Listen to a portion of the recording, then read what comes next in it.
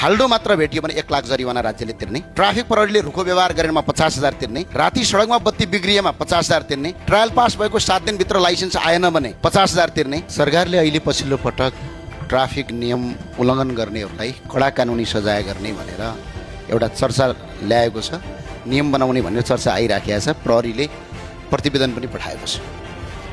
म एउटा सरकारलाई अहिले यो हामीले विरोध गरेको होइन, नियम पालना गर्नुपर्छ, कारबाही हुनुपर्छ, त्यसमा हामी सबै तयार छौँ र जनता तयार पनि हुनुपर्छ। नागरिकले आज ट्राफिक नियम उल्लङ्घन गर्दा 1 लाख रुपैयाँसम्म जरिवाना तिर्न सक्छन् भने त्यो तिर्नुपर्छ भन्छु म। तर राज्य चाहिँ जिम्मेवारी हुने कि नहुने, राज्यले चाहिँ जे गरे पनि हुने, त्यो भए हुनाले अहिले यो सरकारलाई म अपिल गर्न के चाहन्छु भने अब हामी अलिकति फरक ढङ्गले जानुपर्छ। के गर्नुपर्छ भने राज्य पनि जिम्मेवारी हुन पर्यो, सम्बन्धित निकाय पनि जिम्मेवारी हुन पर्यो।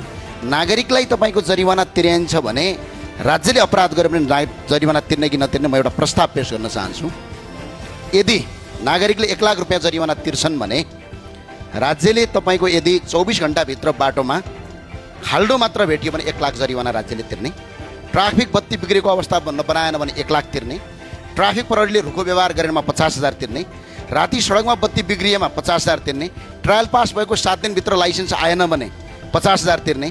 र तपाईँको यदि कुनै पनि नागरिकलाई सडकमा खाल्डो भएर सडकको अवस्था बिग्रिएर सवारी दुर्घटना भयो भने सम्बन्धित निकाय र ठेकेदार कम्पनीलाई ज्यान मान्ने उद्योगमा मुद्दा चलाउने कानुन ल्याउनका लागि कानुन मन्त्रीज्यूलाई म संसद मार्फत अपिल गर्न चाहन्छु। किनभने यो अब बनाउनै पर्छ हामी, होइन भनेपछि तपाईँको राज्य र कानुन भनेको त सिर्फ जनताका लागि होइन नि त, जनतालाई दण्ड दिनका लागि कानुन ल्याउने होइन नि त।